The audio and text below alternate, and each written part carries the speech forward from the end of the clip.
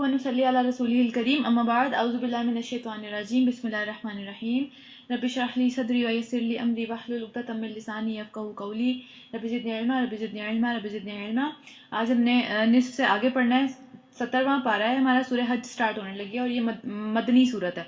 पिछली काफ़ी सारी सूरतें हमने मक्की सूरतें पढ़ी है ना, तो उनमें कॉन्सेप्ट डिफरेंट है। इसके अंदर जो है वो थोड़े से अहकामात भी आएंगे और मदनी सूरतों का वाला जो एक आम थीम होता है उसी तरह का थीम है इसमें भी। ये बहुत शुरू वाली सूरतें हैं। ये जो सूरह हज है ये बिल्कुल स्टार्ट में सूरत नाजिल हुई थी जब मदीना हिजरत फरमा ली थी नबी सल्लल्लाहु अलैहि वसल्लम ने। उसके बिल्कुल स्टार्ट वाले एरिया में सूरह बकरा भी नाजिल हो रही थी, मैंने तब भी बताया था, और ये वाली भी नाजिल हो रही थी। ठीक है, तो ये दोनों साथ साथ चल रही थी। चलें इनको स्टार्ट करते हैं। शुरू अल्लाह के नाम से जो बड़ा ही मेहरबान और नहायत रहम करने वाला है।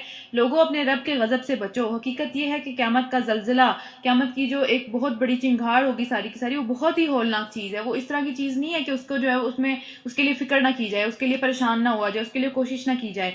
जिस रोज़ तुम उसे देखोगे तो हाल ये होगा, यानी जब हम क़यामत को देखेंगे तो हाल ये होगा कि हर दूध पिलाने वाली माँ अपने दूध पीते बच्चे से गाफिल हो जाएगी। कितनी मोहब्बत होती है ना बच्चों से माँ को, जो बिल्कुल, स्पेशली जब वो कुछ भी नहीं कर पाते, उनको हर चीज़ खुद ख्याल रखना पड़ता है, कितना ज़्यादा उनके लिए ख्याल करना पड़ता है।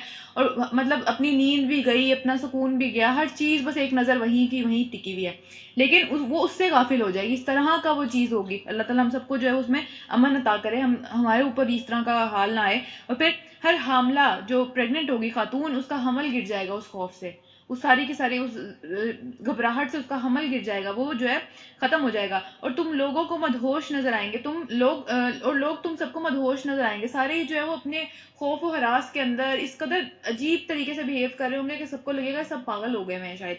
और उसके बाद हालांकि वो नशे में नहीं होंगे, वो नशे में ऐसी हरकतें नहीं कर रहे होंगे, वो जानते बूझते हुए इतने मदहोश होंगे, इतने ज्यादा जैसे सकते में नहीं आ जाता कोई, उस तरीके वाला हाल हो जाएगा। बल्कि अल्लाह के अजाब ऐसा ही कुछ सख्त होगा कि लोगों का ये हाल हो ही जाएगा उस सख्ती की वजह से। तो अल्लाह ताला से उस सख्ती से पनाह मांगनी चाहिए। फिर उसके बाद आगे चलते हैं। बाज लोग ऐसे हैं जो इल्म के बगैर अल्लाह के बारे में बहसें करते हैं। ठीक है, ये हम बहुत दफ़ा इस बारे में बात कर चुके हुए हैं कि अल्लाह के बारे में अपनी तरफ से कोई बात अल्लाह के ऊपर हम नहीं डाल सकते, क्योंकि ये चीज़ हम इसके बारे में पूछा जाएगा ना, ये इसके बारे में बहुत ज़्यादा केयरफुल होने की ज़रूरत है। बाज़ औक़ात हम जानबूझ के नहीं भी करते, लेकिन बस जो भी बात मुंह से निकले वो निकल जाती है गलती से ना, तो उसका थोड़ा सा ख्याल करने की ज़रूरत है कि अल्लाह की तरफ ना वो बातें डालें, अपनी अपनी सोच की बातें।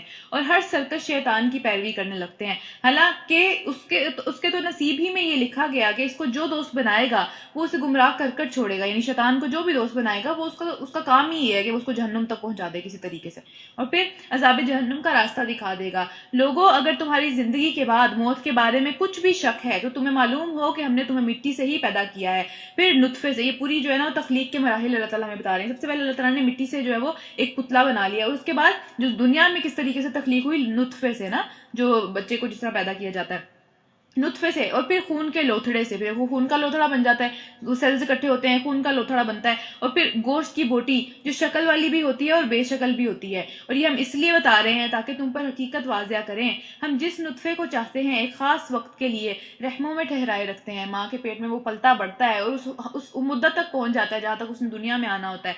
और फिर एक कुछ नुतफों को होता है जिसको अल्लाह चाहता है, जिसके अंदर जिंदगी का अल्लाह ताला ने उसकी तकदीर में लिखी होती है जिंदगी, वो इस दुनिया में आ जाता है। लेकिन कुछ को वो इस स्टेज तक आने के बावजूद जो है वो दुनिया में नहीं आ पाता वो बच्चा ना। तो ये सारी अल्लाह की मर्जियां। और फिर तुमको एक बच्चे की सूरत में निकाल कर ले आते हैं और फिर तुम्हारी परवरिश करते हैं ताकि तुम अपनी जवानी तक पहुंच जाओ। और हम जवानी में पहुंच के क्या करते हैं कि अपने आप में इतना बड़ा बन जाते हैं कि हम समझते हैं कि बस हमें तो किसी ने पैदा नहीं किया, हमें तो जवानी एक ही दफा आनी है, तो बस जवानी का फायदा उठा लें और बस। और उसके बाद और तुम में से कोई पहले ही वापस बुला लिया जाता है, यानी हर बंदा जवानी को भी नहीं पहुंचता ना। ये सारी अल्लाह की मर्जियां हैं, सारी स्टेजेस अल्लाह ताला बता रहे हैं।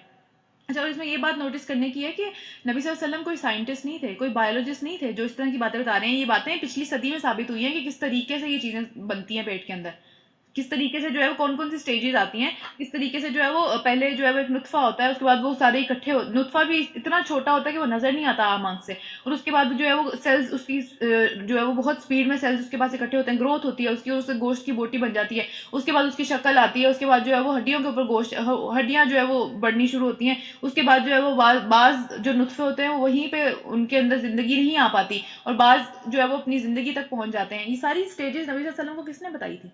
یہ تو بات اب پتہ چلی ہے ہمیں یہ باتیں کہ اس طریقے سے ہوتا ہے. جب الٹرا ساؤنڈ مشین آئی ہے یہ تو ابھی کی باتیں ہیں. تو یہ اتنا عرصہ پہلے کون بتا رہا تھا نبی صلی اللہ علیہ وسلم کو یہ ساری کی ساری باتیں؟ تو یہ دیکھیں یہ معجزے ہیں، یہ ساری باتیں اللہ تعالیٰ کی طرف سے معجزے ہیں. اور پھر نبی صلی اللہ علیہ وسلم ایک سائنٹسٹ نہیں تھے، ہمیں یہ بات یاد رکھنی چاہیے. اچھا اس کے بعد تاکہ تم اپنی جوانی کو پہنچو، اور پھر تم میں سے کوئی پہلے ہی واپس بلا لیا جاتا ہے، جوانی تک بھی کوئی نہیں پہنچتا، اور کوئی بدترین عمر کی طرف پھیر دیا جاتا ہے تاکہ سب کچھ جاننے کے باوجود پھر نہ جانے. یعنی بدترین عمر کون سی ہے؟ بڑھاپے کی عمر ہے نا، جو انسان کی یاداشت کھونے لگتی ہے، چیزیں بھولنے لگتی ہیں، اتنی بڑی بڑی ڈگریاں دیوار کے اوپر لگی ہوئی ہوتی ہیں لیکن کچھ یاد نہیں رہتا. تو یہ کس طرح کی عمر ہے؟ دیکھیں ذرا، اس کو بدترین عمر اللہ تعالیٰ نے کہا ہے، اور اللہ تعالیٰ کے نبی اس عمر سے پناہ بھی مانگا کرتے تھے کیونکہ اس عمر کے اندر ہم بوجھ بن جاتے ہیں دوسروں کے اوپر. اور وہ اس طرح کی محتاجی، اس طرح کی بدترین عمر سے، رذیل عمر کہتے ہیں نا اس کو، تو اس سے جو ہے وہ پناہ مانگا کرتے تھے نبی صلی اللہ علیہ وسلم. اس کے لیے ایک دعا بھی نبی صلی اللہ علیہ وسلم نے ہمیں سکھائی ہے، وہ میں انشاءاللہ بھیجوں گی. اور پھر تم دیکھتے ہو کہ زمین سوکھی پڑی ہوئی ہے نا، خشک ہے، بالکل بنجر زمین ہے، اور پھر جہاں ہم اس کے اوپر ہم آسمان سے پانی برسا دیتے ہیں اور اس سے وہ جو ہے وہ پھول جاتی ہے نا، خوش ہو جاتی ہے زمین، اور پھر پھول گئی اور اس نے ہر قسم کے خوش منظر نباتات اگلنے شروع کر دیے، یعنی پیارے لگتے ہیں دیکھنے میں، اور اس سے گرینری ہو جاتی ہے اس کے اوپر.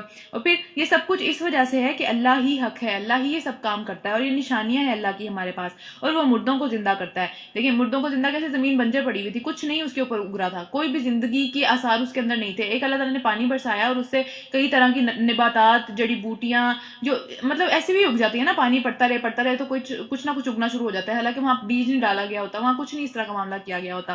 اور وہ ہر چیز پر قادر ہے. اور اس بات کی دلیل یہ ہے کہ قیامت کی گھڑی آ کر رہے گی، اس کی قدرت کی دلیل یہ ہے. اور پھر اس میں کسی شک کی کوئی گنجائش نہیں ہے. اور اللہ ضرور ان لوگوں کو اٹھائے گا جو کہ قبروں میں جا چکے ہیں. اور پھر بعض ایسے بھی لوگ ہیں جو کسی علم اور ہدایت اور روشنی بخشنے والی کتاب کے بغیر ہی گردن اکڑائے ہوئے پھرتے ہیں کہ ہمیں سب پتہ ہے، ہمیں تو کچھ بتانے کی ضرورت ہی نہیں، ہم نہیں سنیں گے، ہمیں سب پتہ ہے. مطلب گردن، ایک تو بات یہ ہے نا کہ آپ کے پاس علم ہو، چلے یہ بھی بری بات ہی ہے، اس میں کوئی فخر کرنے والی بات نہیں ہے، یہ بھی بہت ہی بری بات ہے علم کے باوجود اکڑ جانا. لیکن ایک تو وہ تو اس سے بھی زیادہ بری بات ہے کہ علم بھی نہیں ہے، کچھ پتہ بھی نہیں ہے، کسی حقیقت پہ بھی نہیں ہے، کوئی صحیح کام بھی نہیں کرے لیکن پھر بھی اکڑے ہوئے ہیں، پتہ نہیں کس بات پہ اکڑے ہوئے ہیں. اچھا لیکن انسانوں کا یہی حال ہے، ساروں کا یہ حال ہے. اور پھر خدا کے بارے میں جھگڑتے ہیں تاکہ لوگوں کو خدا کی راہ سے بھٹکا دیں. ایسے شخص کے لیے دنیا میں رسوائی ہے، اور قیامت کے روز ہم اس کو اپنی آگ کا مزہ چکھائیں گے. یہ ہے وہ تیرا مستقبل جو تیرے اپنے ہاتھوں نے تیرے لیے تیار کیا ہے. تو اکڑ کس بات کی ہے؟ پھر جانا کہاں ہے؟ کس حالت کے اندر اور کس ذلت کے اندر جانا ہے؟ تو پھر اکڑ کس بات کی ہے دنیا کے اندر؟ اور پھر ورنہ اللہ اپنے بندوں پر ظلم کرنے والا نہیں تھا، تو اللہ کی طرف نہیں یہ بات ڈال سکتے کہ اللہ نے ظلم کر دیا، کیونکہ بندے خود وہ کام کرتے ہیں، ہم خود وہ اپنے ہاتھوں سے کام کرتے ہیں، اور پھر بعد میں جب اس کا نتیجہ آتا ہے تو پھر ہم اللہ کو قصوروار نہیں اس کو کہہ سکتے. رکو نمبر 2 پڑھتے ہیں. اور لوگوں میں سے کوئی ایسا بھی ہے جو کنارے کنارے پر رہ کر اللہ کی بندگی کرنا چاہتا ہے، دریا کے درمیان میں نہیں جانا چاہتا تاکہ میں ڈوب نہ جاؤں، ہمیشہ سائڈوں پہ ہی رہنا چاہتا ہے تاکہ جب بھی کوئی مصیبت آئے، جب بھی کوئی ایسی بات ہو تو میں فٹافٹ وہاں سے نکل کے بھاگ سکوں. یعنی منافقین کی یہاں پہ بات ہو رہی ہے نا، ہم سب کی بھی ہو رہی ہے، ظاہر ہم بھی اس طرح ہی کرتے ہیں، جو چیزیں کر سکتے ہیں ایزیلی وہ کرتے ہیں، جو اصل میں ضروری چیزیں ہیں جو کہ اور بھی زیادہ اللہ تعالیٰ کی ڈیمانڈز ہیں ہم سے، یا اللہ تعالیٰ نے ہمیں کہا ہے یہ کرنے کو، اس کے اندر نہیں ہم جاتے. ہم عین درمیان میں کھڑا نہیں ہونا چاہتے کیونکہ ہم اپنے سارے انڈے نا ایک ہی ٹوکری میں نہیں رکھنا چاہتے نا. ہمیں یہ ہے کہ ہم سیف رہیں، دنیا بھی ساتھ ساتھ چلتی رہے، آخرت بھی کبھی دیکھ لیں، چلے کچھ نہ کچھ تو دیکھ ہی لینا اس کا بھی. تو اس وجہ سے ہم جو ہے وہ صحیح طریقے سے آتے ہی نہیں ہیں اس چیز کے اندر. تو اللہ تعالیٰ کہتے ہیں کہ لوگوں میں سے کوئی ایسا بھی ہے جو کنارے کنارے پر رہ کر اللہ کی بندگی کرتا ہے، اگر فائدہ مل جائے تو مطمئن ہو جاتا ہے. یعنی اسلام اگر کہیں پہ جو ہے وہ بہت اچھے طریقے سے اس کی بات ہو رہی ہے اور لوگ اسلام کو جو ہے اپریشیٹ کر رہے ہیں، نان مسلم میں سے بھی، تو فٹافٹ وہ دعویٰ کر دے گا اس چیز کا کہ میں بھی اسلام، میرا بھی تعلق اسلام سے ہے، میں بھی جو وہ ہاں واقعی ہمارے دین میں بھی ایسا. جیسے بہت ساری ہم چیزیں دیکھتے ہیں نا، جیسے بھی ہم نے پیچھے بھی پڑھا کہ جس طرح میں نے بتایا کہ نبی صلی اللہ علیہ وسلم سائنٹسٹ نہیں تھے، تو جب بھی کوئی اس طرح کی بات ہوتی ہے نا کہ کوئی نئی ڈسکوری ہو جاتی ہے، فٹافٹ اتنی پورا فیس بک جو ہے وہ پوسٹوں سے بھر جاتا ہے کہ بھائی ہمارے نبی نے تو 1400 سال پہلے یہ بات بتا دی تھی. مطلب 1400 سال پہلے نبی صلی اللہ علیہ وسلم نے یہ بھی کہا تھا کہ اپنا بھی کوئی علم حاصل کر لو، ٹھیک ہے. اللہ تعالیٰ نے ہمیں خلیفہ بنا کے بھیجا تھا. آج کون ہے دنیا میں خلیفہ؟ خلیفہ کا مطلب ہوتا ہے جو حکومت کر رہا ہوتا ہے نا دنیا میں، جو نظام چلا رہا ہوتا ہے. کون چلا رہا ہے نظام؟ ہم تو نہیں چلا رہے، ہم تو کسی کھاتے میں ہی نہیں آتے، ہم تو ذلیل ترین قوم ہے دنیا کی. تو یہ بھی تو ہمارے دین کا حصہ تھا نا، تعلیم حاصل کرنا بھی تو دین کا حصہ تھا. تو وہ تو ہم نے چھوڑ دیا. ایک چیز پکڑ لی جہاں پہ فائدہ نظر آتا ہے نا، فٹافٹ آ جائیں گے اپنے نبی کو لے کے کہ اپنی اس طرح کی باتیں لے کے. اپنے عمل میں کہیں نبی کا کوئی تعلق نہیں ہے، اپنی سنتوں کو کہیں فالو نہیں کرنا، اپنے دین کو کہیں فالو نہیں کرنا، لیکن بس اس طرح کی باتوں میں فٹافٹ آ جائیں گے. جہاں فائدہ نظر آئے گا نا، سیلف اسٹیم کو خوشی محسوس ہوگی نا کہ ہاں بھائی ہاں ہم تو بہت بالکل ٹھیک کام کر رہے ہیں، اس پہ آ جائیں گے فٹافٹ. تو پھر اگر فائدہ ہو گیا تو مطمئن ہو جاتا ہے، اللہ تعالیٰ سے بڑا ہی خوش، لوگوں میں بھی بڑے ہی خوشی خوشی وہ بات کرے گا. اور اگر کوئی مصیبت آ گئی تو پھر الٹا پھر گیا کہ نہیں، میں تو پہلے ہی کہتا ہوں یہ چیزیں ٹھیک نہیں ہیں. یہ چیز ایسے نہیں ایسے کر دینی چاہیے. اور پھر اس کی دنیا بھی گئی اور آخرت بھی، کیونکہ دنیا میں بھی جب آپ ایک چیز کے اوپر نہیں ہوں گے، آپ کے ایک رولز نہیں ہیں دنیا کے اندر، آپ کبھی ادھر ڈاوا ڈول ہیں کبھی ادھر ڈاوا ڈول ہے، تو لوگ آپ کی رسپیکٹ نہیں کر سکتے. جب آپ خود اپنے رولز کی رسپیکٹ نہیں کرتے تو لوگ بھی آپ کے رولز کی رسپیکٹ نہیں کرتے، کیونکہ ان کو یہی پتا ہوتا ہے کہ یار اس کا تو یہی کام ہے، یہ تو ایک بات اس کی ایسی ہے اگلی بات ایسی ہے، یہ تو یہی بات ہوتی ہے نا. تو رولز کے اوپر جو خود اپنے آپ کو جو ہے وہ اپنی رسپیکٹ نہیں کرتا، وہ دوسرے بھی اس کی رسپیکٹ نہیں کرتے. اگر کوئی انسان خود اپنی رسپیکٹ کرتا ہے تو پھر لوگ بھی اس کی رسپیکٹ کرنے پہ مجبور ہو جاتے ہیں at some point of time. تو پھر اس کی دنیا بھی جاتی ہے اور آخرت تو ویسے ہی گئی اس طرح کے کام کرنے پہ. تو پھر یہ ہے کھلا خسارہ، یہ ہے بہت بڑی سمجھ لیں کہ تباہی کسی انسان کے اوپر، کہ وہ واقعی خسارے میں پھنس گیا، لاس ہو گیا شدید، دنیا بھی گئی آخرت بھی گئی. اور پھر وہ اللہ کو چھوڑ کر ان کو پکارتا ہے جو نہ اس سے فائدہ پہنچا سکتے ہیں نہ ہی کوئی نقصان پہنچا سکتے ہیں. یہ ہے گمراہی کی انتہا، کہ ہم دنیا کے لوگوں پر ریلائی کریں. اب تو بت پرستی تو بہت ہی کم لوگ کرتے ہیں، اور ایون جو ہندوز بھی ہیں ان سے بھی مطلب اگر آپ اب بات کریں تو وہ کہتے ہیں کہ نہیں نہیں یہ تو بس ایک ریچول ہے، اس کو ہم مانتے نہیں ہیں، کیونکہ عقل نہیں مانتی نا بت پرستی کو آج کے دور میں. لیکن آج کے دور میں ہم اللہ کو چھوڑ کے کس کو پکارتے ہیں؟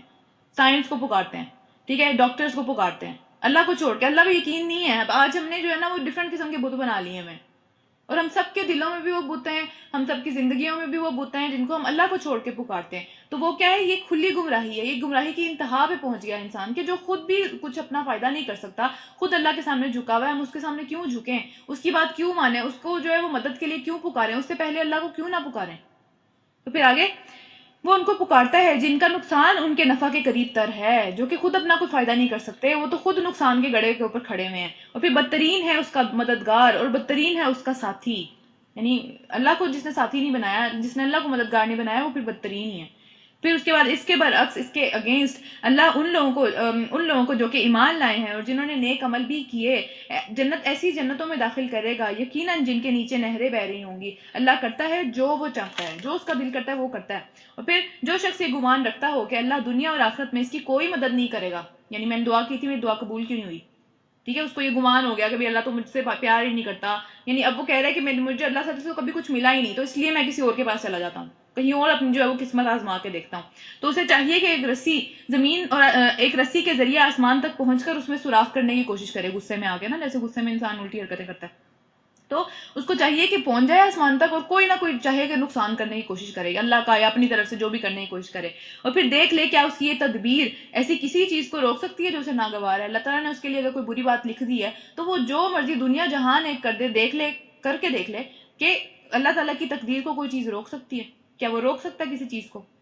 تو پھر اللہ کی رضا میں راضی ہو جانا ہی عقل مندی کی نشانی ہے. پھر اس کے بعد آگے چلتے ہیں. ایسی ہی کھلی باتوں کے ساتھ ہم نے اس قرآن کو نازل کیا ہے، اور ہدایت اللہ جسے چاہتا ہے دے دیتا ہے. اور جو لوگ ایمان لائے، اور جو لوگ یہودی ہوئے، اور جو صابی ہوئے، اور نصارہ ہوئے، اور مجوس کہتے ہیں جو آگ کو پوجتے ہیں، اور جن لوگوں نے شرک کیا، ان سب کے درمیان میں اللہ قیامت کے روز فیصلہ کر دے گا.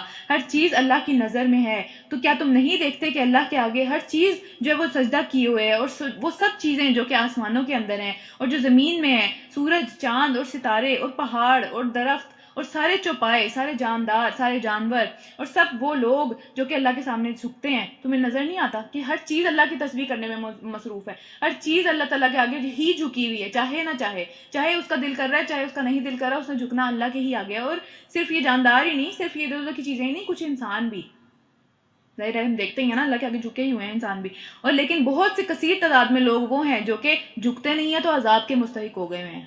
ان کے لیے ان کی حرکتوں کی وجہ سے دنیا میں ہی عذاب لکھا جا چکا ہے کہ بس یہ اسی حالت میں مریں گے. یہ جھکتے نہیں ہیں اللہ کے آگے، یہ اللہ کی رضا میں راضی نہیں ہوتے، یہ اللہ کو اپنا رب نہیں مانتے ہیں. ٹھیک ہے، تو کسی بھی طرح سے ہو سکتا ہے نا، رب مان کے بھی نافرمانیاں کرنا، وہ بھی ایک عذاب کا مستحق ہو جاتا ہے انسان. اور پھر جسے اللہ چاہے ذلیل و خوار کر دے، اسے پھر کوئی عزت دینے والا نہیں ہے. جسے اللہ نے ذلیل و خوار کر دیا، جو اللہ کے سامنے جھک گیا، اس کو دنیا میں اللہ تعالیٰ اٹھا دیتے ہیں اوپر، اس کو دنیا میں عزت دے دیتے ہیں. لیکن جو اللہ کے سامنے نہیں جھکتا وہ دنیا میں بھی ذلیل و خوار ہوتا ہے، اور آخرت میں تو ویسے ہی ہے، اس کا تو کوئی کام ہی نہیں ہے آخرت کے اندر. پھر اللہ جو چاہتا ہے وہ کرتا ہے. اچھا، اس کے بعد آگے چلتے ہیں. یہ دو فریق ہیں جن کے معاملے میں اپنے رب کے بارے میں جھگڑا ہے، جو آپس میں ایک دوسرے سے جھگڑا کریں، یعنی مسلمان اور باقی سارے کے سارے لوگ جو ہیں، یہ سارے آپس میں اللہ کے بارے میں جھگڑا کرتے چلے جا رہے ہیں. ان میں سے جو لوگ جنہوں نے کفر کیا، ان کے لیے آگ کے لباس کاٹے جا چکے ہیں، ان کے سروں پر کھولتا ہوا پانی ڈالا جائے گا. اب دیکھیں، جہنم کی آگ جو ہے وہ دنیا کی آگ سے جو ہے وہ کافی زیادہ گرم ہے. ہم نے پہلے بھی پڑھا نا کہ 70 گنا زیادہ گرم ہے. اس کو بہت دفعہ سمندر کے پانی سے دھویا گیا، پھر وہ اتنی ٹھنڈی ہوئی کہ دنیا میں بھیجی گئی، اور اس سے ہم کھانے پکانے یا کسی بھی کام کے قابل ہوتی ہے نا وہ، ورنہ وہ اتنی گرم تھی کہ اس سے ہر بندہ جل جاتا، کوئی فائدہ نہ اٹھا سکتے ہم اسے، کہ اسے ہم حرارت نہ حاصل کر سکتے، اس سے ہم انرجی نہ بنا سکتے، اس سے ہم کھانا نہ بنا سکتے، یہ پاسبل نہیں تھا اس جہنم کی آگ کے ساتھ. تو ہم سوچنا چاہیے ہمیں کہ اس آگ کے اوپر اگر پانی بوائل ہو رہا ہو تو اس کا کیا ٹیمپریچر ہوگا جو کہ دنیا کے اندر ہوتا ہے. دنیا کے اندر بھی تو کھولتا ہوا پانی خدا نہ خواستہ کسی کے اوپر گر جائے ساری اسکن جل جاتی ہے نا، لیکن اگر جہنم کا پانی کھولتا ہوا کسی کے اوپر گرے وہ کیا حال کرے گا وہاں پہ. 70 گنا زیادہ گرم آ گیا وہ، اور 70 گنا زیادہ ہی اس کا اونچا بوائلنگ پوائنٹ ہوگا پانی کا وہاں پہ، ظاہری سی بات ہے. تو آج ہم جب پانی بوائل ہوتا ہوا دیکھتے ہیں، کیا ہم سوچ سکتے ہیں ہمارے سروں پہ کوئی یہ پانی ڈال دے؟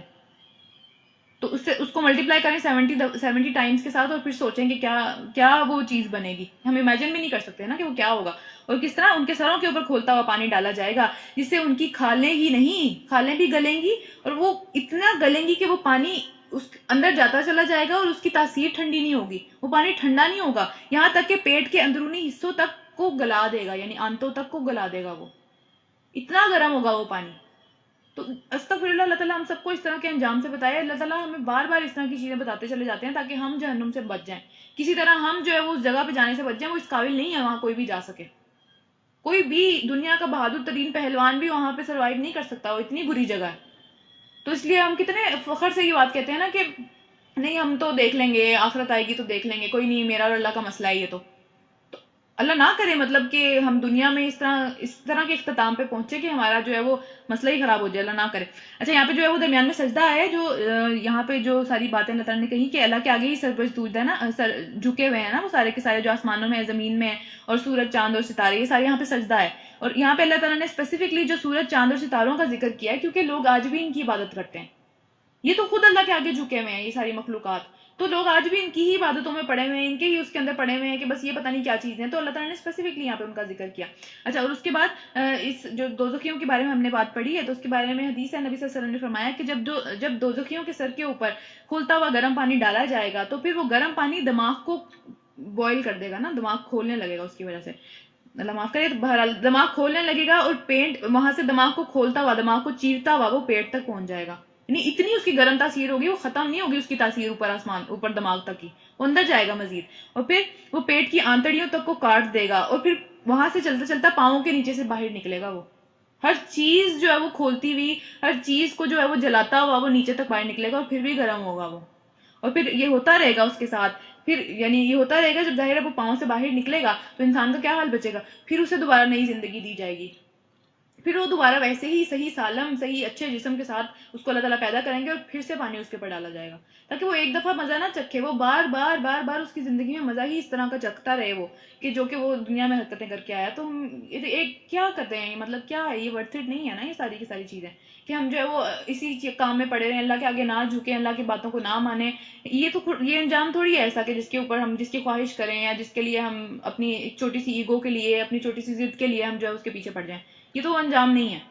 تو اس لیے اس سے بچنے کی دنیا میں بھی کوشش کرتے رہنا چاہیے، دعا بھی مانگتے رہنا چاہیے، اور اللہ تعالیٰ سے مدد بھی مانگتے رہنا چاہیے کہ اس سے بچنے کے لیے ہماری مدد بھی کریں اللہ تعالیٰ، ورنہ ہم اپنے طرف سے جو ہے وہ بچ نہیں سکتے اس میں. اچھا، اس کے بعد رسول اللہ صلی اللہ علیہ وسلم ایک سجدے کے بارے میں، جو سجدے کی کثرت جو ہے، ایک سیکنڈ رکیں ذرا.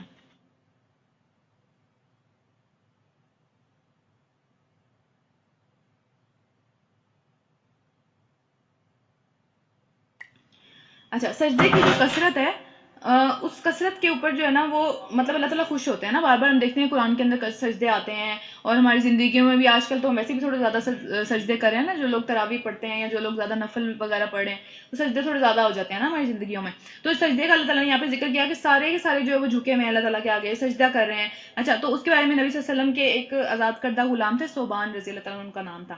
تو پھر ان سے کسی نے پوچھا کہ ایک ایسا عمل مجھے بتائیں کہ جس سے اللہ تعالیٰ مجھے جنت میں داخل کر دینا. تو 2-3 دفعہ انہوں نے پوچھا، تو تیسری دفعہ انہوں نے جواب دیا کہ تم پر اللہ کی سجدوں کی، میں نے نبی صلی اللہ علیہ وسلم سے یہ بات پوچھی تھی نا، میں نے بھی سیم سوال نبی صلی اللہ علیہ وسلم سے کیا تھا، تو انہوں نے مجھے جواب دیا کہ تم پر اللہ کے لیے سجدوں کی کثرت لازم ہے، تمہارے ہر سجدے کے بدلے میں اللہ تعالیٰ تمہارا ایک درجہ بڑھا دیتے ہیں، ایک سجدے کے بدلے میں.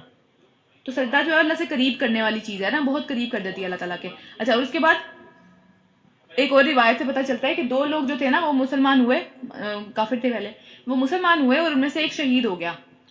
تو پھر وہ تب مر گیا ظاہر ہے، اور اس کے 1 سال بعد ایک بندہ، جو دوسرا بندہ تھا، وہ طبعی موت مرا، وہ فزیکل موت مرا نا، اس کو کوئی اس طرح کا مسئلہ نہیں ہوا تھا، وہ شہادت کا اس نے درجہ حاصل نہیں کیا تھا، لیکن وہ طبعی موت مر گیا، اس کو کوئی بیماری ہوئی جس طرح بھی. تو حضرت طلحہ جو تھے رضی اللہ تعالیٰ عنہ، انہوں نے خواب میں دیکھا کہ جو بعد میں مرا نا طبعی موت، وہ پہلے جنت میں جا رہا ہے. حالانکہ شہید پہلے جنت میں نہیں جا رہا، بعد والا بندہ جو ہے وہ جنت میں جا رہا ہے. تو وہ بڑے پریشان ہوئے کہ ہم تو شہید کا بڑا درجہ سنتے ہیں، مطلب شہادت کا کیا درجہ ہے، تو دوسرا بندہ کیسے جا سکتا ہے جنت میں پہلے نا. تو انہوں نے نبی صلی اللہ علیہ وسلم کے پاس آ گئے، وہ نبی صلی اللہ علیہ وسلم سے انہوں نے پوچھا کہ کیا معاملہ ہے نا. تو پھر نبی صلی اللہ علیہ وسلم نے ان کو بتایا کہ تمہیں اس بات میں تعجب ہے کہ اس نے جو پورے سال میں سجدے کیے، پورے سال میں اس نے جو رمضان آیا اس نے روزے رکھے، اس نے جو لیلۃ القدر میں عبادتیں کی، تو اس کی وجہ سے اس سے آگے نکل گیا شہید سے. تو مطلب ہمیں ہر سال یہ موقع ملتا ہے، ہم پورے سال ہیں، ایک ایک دن کے اندر کتنے کتنے سجدے ہیں ہمارے، ٹھیک ہے، اور ہم اس کا احساس ہی نہیں کرتے. ہم کہتے ہیں کہ نہیں بعد میں کر لیں گے، جب بوڑھے ہو جائیں گے تب کر لیں گے، اس عمر کو پہنچ جائیں گے تب کر لیں گے، ابھی تو میرے بچے اتنے ہیں، ابھی تو میرا یہ کام رہتا ہے، ابھی تو میرا وہ کام رہتا ہے. یعنی ہم کنٹینیوسلی دور ہی کرتے رہتے ہیں، حالانکہ ہر دن کی بنیاد پہ جو ہے وہ ہم اللہ سے قریب ہو جاتے ہیں، ہر دن کی بنیاد پہ ہمارے درجات بلند ہو جاتے ہیں. شہیدوں سے آگے نکل سکتا بندہ سجدے کر کر کے، کیونکہ اس کی زندگی چھوٹی تھی نا، اس نے زندگی میں جتنے بھی سجدے کیے اور اینڈ میں وہ شہادت بھی مل گئی. لیکن 1 سال کی عبادت یا پورے سال کی بھی چلے نہ لیں، اس کے صرف سجدوں کو ہی دیکھ لیں، تو وہ اس نے اس کو آگے بڑھا دیا، اس لیلۃ القدر نے اس کو آگے بڑھا دیا. تو ہماری بھی تو آنے والی ہے نا، کتنی پیاری پیاری راتیں انشاءاللہ آنے والی ہیں، تو ان سے بھرپور فائدہ اٹھانے کی کوشش کرنی چاہیے. اتنی ہماری زندگیاں بھی نہیں ہیں، 80 80 سال کی ہماری زندگیاں بھی نہیں ہیں جتنا ایک رات کے اندر اللہ تعالیٰ نے ثواب دیا ہوا ہے اس میں. تو اب سوچیں کہ اگر ہم اس کو مس کر دیں، اور جو بندہ اس کو لے لے اس ایک رات کے ثواب کو 80 سال کا، تو کتنے سالوں کی جو ہے وہ عبادتوں کا ثواب لے لے گا، اور کتنا آگے نکل جائے گا وہ ہم سے.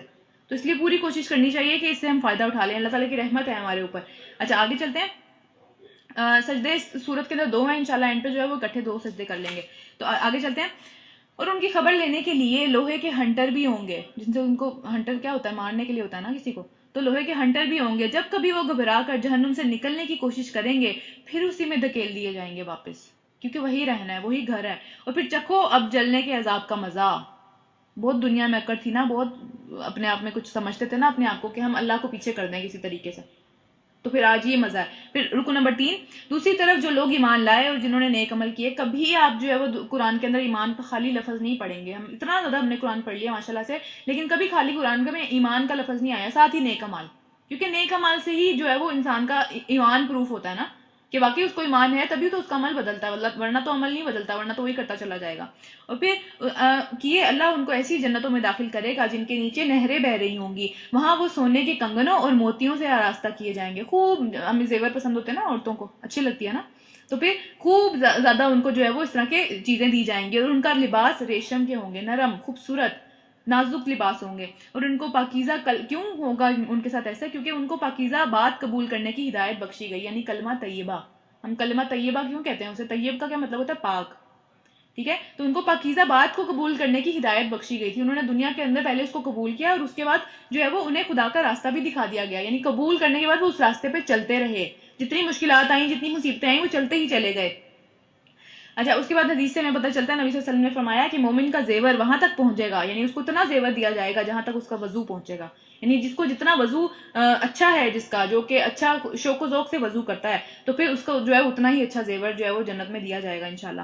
اور پھر کافر جو کہ آج اللہ کے راستے سے روک رہے ہیں، اور اس مسجد حرام کی طرف جانے سے بھی اللہ لوگوں کو روکتے ہیں نا، مطلب اس وقت کی بات ہو رہی ہے، تو پھر روکتے ہیں. ہم نے سب لوگوں کے لیے بنایا ہے جس مسجد حرام کو، جس میں مقامی باشندوں اور باہر سے آنے والوں کے حقوق برابر ہیں، کوئی اس میں بڑا چھوٹا نہیں ہے. اللہ کے سامنے سب برابر کھڑے ہو جاتے ہیں اس گھر میں جا کے، اللہ تعالیٰ کے، یعنی کعبہ کی بات ہو رہی ہے.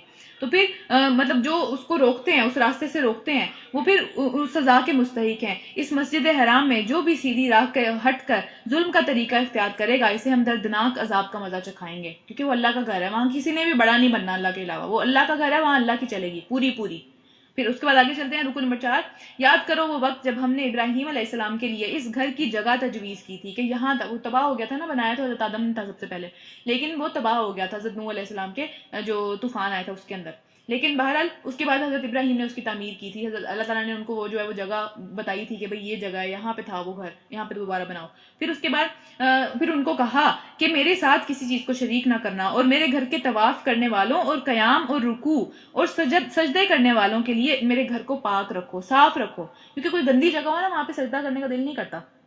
عام طور پہ اگر ہم کسی ایسی مسجد میں جائیں جہاں پہ اسمیل وغیرہ آ رہی ہو، پاکستان میں تو یہ بڑے کامن ہے، خیر یہاں پہ تو میں نے نہیں دیکھی اس چیز کو، لیکن بہرحال پاکستان میں بڑا کامن ہے کہ مسجدوں کے جو کارپیٹس ہوتے ہیں اس میں سے اسمیل آ رہی ہوتی ہے، تو وہاں پہ عبادت نہیں کی جاتی، بہت مشکل ہو جاتا ہے عبادت کرنا نا، وہی پہ خیال لگا رہتا ہے کہ بھئی منہ پہ کچھ نہ لگ جائے، سانس نہیں لینا، اسی چیزوں میں بندہ جو ہے وہ ساری عبادت خراب ہو جاتی ہے. تو اس لیے جو اللہ کے گھر ہیں ان کو صاف رکھنا بہت ضروری ہے. یہاں پہ بھی اگر ہم کبھی مسجد میں جائیں کوئی گند وغیرہ اگر پڑا ہو تو اٹھا لیں، ورنہ جو ہے اس کو اگر کوئی خود سے گند کیا اس کو بھی جو ہے وہ صاف کرنے کی کوشش کر کے آئیں. اور پھر لوگوں کو حج کے لیے جو ہے وہ کھلی ایک پورا جو ہے وہ منادی کر دو، پورا اعلان کر دو سب کے لیے کہ بس حج اب کوئی بھی کر سکتا ہے، حضرت ابراہیم کو کہا نا.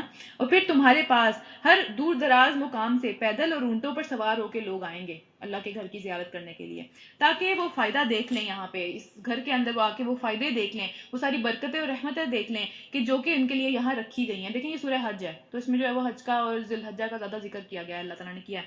اور پھر ان کے لیے یہاں رکھی گئی ہیں، اور چند مقرر دنوں میں ان جانوروں کو ذبح کریں اللہ کے نام کے اوپر جو انہیں بخشے گئے ہیں. یعنی حج کے اندر ذبح بھی تو کیا جاتا ہے نا جانوروں کو، اس کی بات ہو رہی ہے. اور خود بھی کھائیں اور تنگ دست محتاج کو بھی دیں، یعنی جو سب کے ساتھ مل جل کے کھانا چاہیے. قربانی کا جو گوشت ہے وہ سب کے لیے ہے، اس میں صرف یہ نہیں دیکھنا چاہیے کہ جو مانگ رہا ہے صرف اسے ہی دیا جائے. اور پھر اپنا میل کچیل دور کریں اور اپنی نظریں پوری کریں اور اس قدیم گھر کا طواف کریں، یعنی اللہ تعالیٰ کے کعبہ کا، یہ مناسک حج کی بات ہو رہی ہے یہاں پہ. اچھا پھر یہ تھا کعبہ کی تعمیر کا مقصد، اس میں جا کے بڑے بننا، اس میں جا کے بت رکھ دینا، جو سارے کام وہ لوگ کر رہے تھے وہ اس کا مقصد نہیں تھا. اور پھر جو کوئی اللہ کی قائم کردہ حرمتوں کو، احترام والی چیزوں کو جو ہے ان کی احترام کرے اگر، تو یہ اللہ کے نزدیک خود اس کے لیے بہتر ہے. یعنی اللہ کی جو سارے شاعر ہیں، اللہ تعالیٰ نے جن چیزوں کو حرمت والا قرار دیا ان کا احترام کرنا ہم پہ فرض ہے، ہمارے ساتھ ہمارے ایمان کا حصہ ہے، یہ ہمارے دین کا حصہ ہے بہت بڑا، ان کا جو ہے احترام کرنا چاہیے. اور پھر تمہارے لیے تمہارے مویشی حلال کر دیے گئے ہیں سوائے ان چیزوں کے جو کہ تمہیں آلریڈی بتائی جا چکی ہیں. سورہ انعام کے اندر ہم نے پڑھا تھا نا، انعام کہتے ہیں مویشیوں کو، تو اس کے اندر اللہ تعالیٰ نے بہت ڈیٹیل میں یہ بات بتائی تھی، اور مکی صورت تھی، یہ مدنی ہو گئی ہے. تو پھر وہ مکی صورت کے اندر اللہ تعالیٰ نے بہت ڈیٹیل میں یہ بات بتائی تھی کہ کون سی چیزیں حلال ہیں اور کون سی چیزیں حرام ہو گئی نا. تو پھر پس بتوں کی گندگی سے بچو، یہ گندی چیزیں ہیں.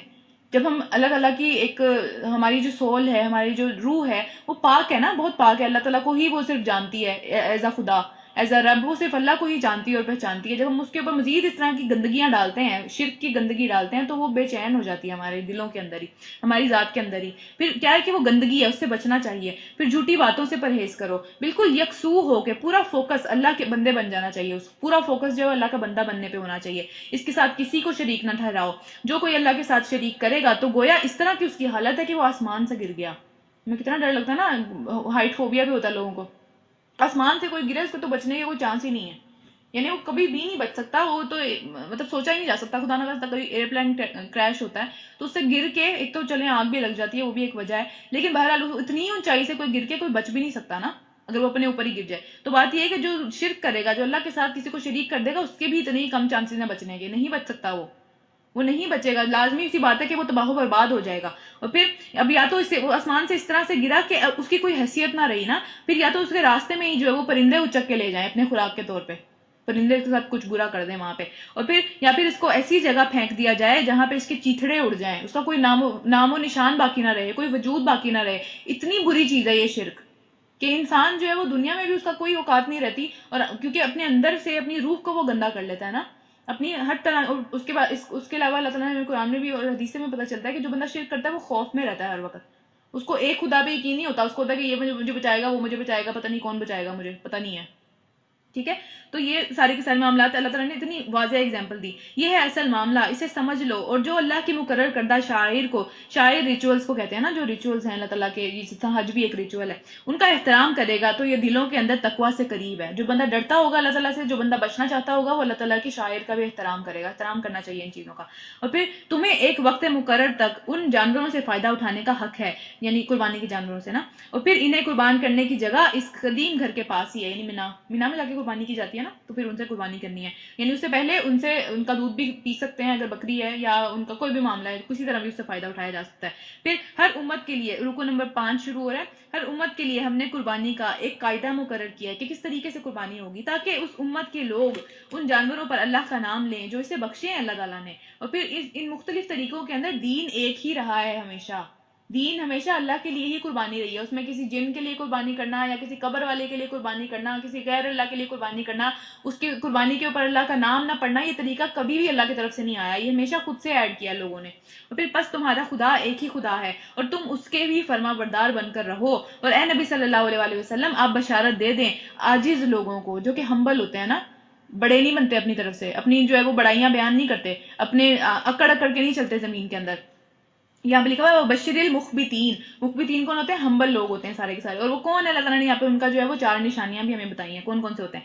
پھر جن کا حال یہ ہے کہ جب اللہ کا ذکر سنتے ہیں، اللہ کا ذکر ان کے دلوں کو سنایا جاتا ہے، ان کے کانوں میں پڑتا ہے تو ان کے دل کانپ اٹھتے ہیں اللہ کے خوف سے، اللہ کی بڑائی، اتنی زیادہ بڑائی وہ دیکھتے ہیں کہ اللہ تعالیٰ کی کتنی قدرت ہے، اس سے وہ کانپ اٹھتے ہیں، ان کی آنکھوں میں بھی آنسو آ جاتے ہیں۔ اور پھر وہ کرتے کیا ہے کہ جب مصیبت کوئی ان کے اوپر آ جاتی ہے، کیونکہ زندگی اتار چڑھاؤ کا نام ہے نا، کبھی اچھا وقت بھی آئے گا، کبھی برا بھی آئے گا، پھر جو مصیبت بھی ان کے اوپر آتی ہے اس پر صبر کرتے ہیں، اللہ سے ناراض نہیں ہو جاتے، اللہ سے شکوے شکایتوں کی جو ہے نا وہ ایک پوری لائن نہیں لگانا شروع کر دیتے کہ اللہ یہ میرے ساتھ ہی کیوں، اس کے ساتھ ایسا کیوں نہیں، اور یہ وہ، ٹھیک ہے۔ تو پھر اس پر صبر کرتے ہیں، اللہ کا شکر ادا کرتے ہیں، اور پھر نماز قائم کرتے ہیں، نماز سے مدد لیتے ہیں جب مشکل آ جاتی ہے، کیونکہ مدد تو صرف دو ہی چیزوں کے اندر ہے، وہ کون کون سی ہیں؟ ایک نماز اور ایک صبر، ڈٹ جانا اس چیز کے اوپر، اس سے جو ہے وہ بھاگنا نہیں۔ اور پھر جو کچھ رزق ہم نے ان کو دیا ہے اس میں سے خرچ کرتے ہیں، 4 نشانیاں ہوگی پوری۔ اور پھر قربانی کے اونٹوں کو ہم نے تمہارے لیے شاعر اللہ میں شامل کیا، ان کو تنگ نہیں کرنا چاہیے، ان کی بھی احترام کرنا چاہیے نا، قربانی کے جانوروں کا احترام کرنا چاہیے، ان کا خیال رکھنا چاہیے، اس میں بھی ثواب ہے ہمارے لیے۔ اور پھر ان کو تنگ نہیں کرنا چاہیے، ان کو اذیت دینے کی کوشش نہیں کرنی چاہیے، کیونکہ وہ اللہ کے لیے مختص کر دیے گئے ہیں، اللہ تعالیٰ کے لیے اسپیسیفک کر دیے گئے ہیں وہ۔ اور پھر تمہارے لیے ان میں بھلائی ہے، بس انہیں کھڑا کر، اب یہاں پہ جو ہے وہ اونٹ کو ذبح کرنے کا ایک طریقہ بتایا جا رہا ہے، ان کو کھڑا کر کے ذبح کیا جاتا ہے نا، پاکستان میں تو اتنی ویڈیوز بھی وائرل ہو رہی ہوتی ہیں پتہ نہیں کیا کیا، تو خیر ان کو کھڑا کر کے ذبح کرنے کا یہاں پہ طریقہ بتایا جا رہا ہے کہ ان کو کھڑا کر کر ان پر اللہ کا نام لو، اور جب قربانی کے بعد ان کی پیٹھیں جو ہے وہ زمین پر گر جائیں، یعنی کھڑا کر کے جس کو ذبح کرتے ہیں پھر اس کو جو ہے وہ برچھی ماری جاتی ہے، اب آج کل پتہ نہیں کیا مارا جاتا ہے، شاید چاقو ہی مارا جاتا ہے، لیکن تھوڑا دور سے مارنا پڑتا ہے کیونکہ اونٹ جو ہے وہ تھوڑا خطرناک ہے نا، بڑا ہوتا ہے ہم سے تو کافی اونچا ہی ہوتا ہے۔ تو خیر بہرحال اس کا جب بہت زیادہ خون نکل جاتا ہے تو پھر وہ نڈھال ہو کے زمین پہ گر جاتا ہے، یہاں پہ اس کی بات ہو رہی ہے کہ جب وہ نڈھال ہو کے زمین پہ گر جائے تو تم خود بھی اس میں سے کھاؤ، اور ان لوگوں کو بھی دو جو کہ مانگنے نہیں آتے، اور ان لوگوں کو بھی دو جو مانگنے آتے ہیں، یعنی سب کے لیے اس میں حصہ ہے نا۔ تو پھر ان جانوروں کو ہم نے تمہارے لیے مسخر کر دیا، یعنی اونٹ ابھی بات کیا، اونٹ کتنا بڑا ہے وہ سوچ بھی نہیں سکتا اس کو کوئی ذبح کر دے، لیکن بہرحال اللہ تعالیٰ نے اس کو ہمیں ایک طریقہ بتا کے کہ کس طریقے سے کرنا ہے، اور وہ طریقہ سمجھا کے ہم اس کو ہمارے لیے مسخر کر دیا کہ ہم اس سے فائدہ اٹھا سکتے ہیں اس طریقے سے، تاکہ تم شکر ادا کرو۔ نہ ان جانوروں کا جو گوشت ہے وہ اللہ کو پہنچتا ہے، نہ ہی خون، کچھ نہیں پہنچتا اللہ تعالیٰ کو، اللہ تعالیٰ کو اس کی ضرورت نہیں ہے، وہ تو انسانوں میں بڑھ جاتا ہے سارا کا سارا، مگر اسے تمہارا تقویٰ پہنچتا ہے کہ دل کیسا ہے، دل میں نیت کیا تھی، دکھاوے کی نیت تھی۔ دیکھیں آج کل بہت ہی مشکل ہو گیا ہے نا یہ تو قربانی کا کام کرنا، اس کا جانور کتنا بڑا ہے، میں نے بھی اپنا اتنا بڑا جانور خریدنا ہے، تم نے کیوں نہیں کی، تمہارا کب آئے گا جانور، یہ ساری چیزیں ہم نے اتنی زیادہ اس کو اسٹیٹس سمبل بنا لیا ہے نا۔ اور اس کے بعد مطلب میں نے تو پاکستان میں یہ بھی دیکھا تھا کہ جانوروں کے ساتھ ماڈلنگ بھی ہو رہی تھی، یعنی شدید گندے اور واہیات کپڑوں کے اندر جو خواتین تھیں اس کے ساتھ وہ ماڈلنگ کر رہی تھیں، اور باہر مجمع لگا ہوا تھا پورے لوگوں کا۔ تو یہ کیا ہے؟ یہ آپ اللہ کے لیے قربانی کر رہے ہیں، یہ کس طرح کی قربانی ہے؟ ٹھیک ہے، تو اللہ تعالیٰ تک تقویٰ پہنچتا ہے یہ جانور، اور اتنا مہنگا بھی جانور لیا، کروڑوں میں بھی لوگ لے رہے ہیں، ٹھیک ہے، اتنے بڑے بڑے پتہ نہیں کیا اتنے مہنگی مہنگی چیزیں بھی لے رہے ہیں، لیکن وہ کس لیے لے رہے ہیں؟ تاکہ دوسروں کو بتا سکیں کہ اتنا مہنگا لیا، یعنی اتنا پیسہ لگا دیا، پھر اس کی خیال بھی رکھنا پڑتا ہے، اس کو جو ہے وہ اس کو مینٹین بھی کرنا پڑتا ہے عید سے کچھ دن پہلے، پھر عید والے دن اس کو بانٹنا بھی ہے، اس کی ساری کام شام بھی کرنے، اتنی محنت کرنے کے بعد بھی اس کا جب فائدہ ہی نہیں ہوا اللہ کے ہاں، وہ تقویٰ پہنچا ہی نہیں، تو پھر کیا فائدہ ہوا؟ سارا کچھ تو یہیں رہ گیا، تو فائدہ نہیں ہے نا اس کا۔ پھر اللہ کو تو پہنچنا صرف تقویٰ، خون اور بلڈ اور اس کا گوشت تو پہنچتا ہی نہیں ہے۔ پھر اس نے تمہارے لیے ان کو سب کو اس طرح سے مسخر کر دیا تاکہ تم اس کی بخشی ہوئی ہدایت پر اس کے نام کی تکبیر پڑھو، اس کو بڑا بڑا مانو، یعنی جب ہم اس کو کاٹتے ہیں، ہم اس کو ذبح کرتے ہیں تو تکبیر پڑھی جاتی ہے نا، تو تکبیر کا کیا مطلب ہے کہ یہ جانور اللہ نے ہمارے لیے ہماری ایک قدرت میں دے دیا، اور اس میں لیکن بڑا اللہ ہی ہے، اس میں ہمارا کوئی کمال نہیں ہے، بڑا اللہ ہی ہے، اللہ کے نام پہ ہم اس کو کاٹ رہے ہیں، اللہ کے نام پہ ہی کھائیں گے، اللہ کے نیچے ہی دب کر، اللہ کے آگے ہی جھک کر رہیں گے اس کو کھانے کے باوجود بھی۔ اور پھر اے نبی صلی اللہ علیہ وسلم بشارت دے دیں نیکوکاروں کو، جو نیک لوگ ہیں ان کو آپ خوشخبری دے دیں، اور پھر یقیناً اللہ مدافعت کرتا ہے ان لوگوں کی طرف سے جو ایمان لائے ہیں، اللہ ان کو ڈیفینڈ کرتا ہے، اللہ ان کے لیے جو ہے وہ اس طرح کے لوگ کھڑے کرتا ہے جو ان کو ڈیفینڈ کرتے ہیں، اللہ اس طرح کی سچویشنز بنا دیتا ہے جو کہ ان لوگوں کو ڈیفینڈ کرتے ہیں جو کہ ایمان لے کے آئے، جو کہ ایمان کے لیے جنہوں نے مصیبتیں سہی، جو کہ ایمان کے اوپر قائم ہے اپنے، اللہ ان لوگوں کو ڈیفینڈ کرتا ہے دنیا کے اندر بھی۔ پھر یقیناً اللہ کسی کافر کو کافر نعمت کو پسند نہیں کرتا. ان لوگوں کی طرف اللہ تعالیٰ کا یہ ایٹیٹیوڈ نہیں ہے. اللہ تعالیٰ ان لوگوں کو ڈیفینڈ نہیں کرتے دنیا کے اندر، وہ خود ہی اپنے آپ کو ڈیفینڈ کرتے ہیں. لیکن جو اللہ کے اوپر بھرپور ایمان لے کے آتے ہیں اور ایمان پر قائم رہتے ہیں، اللہ ان کو ڈیفینڈ کرتا ہے.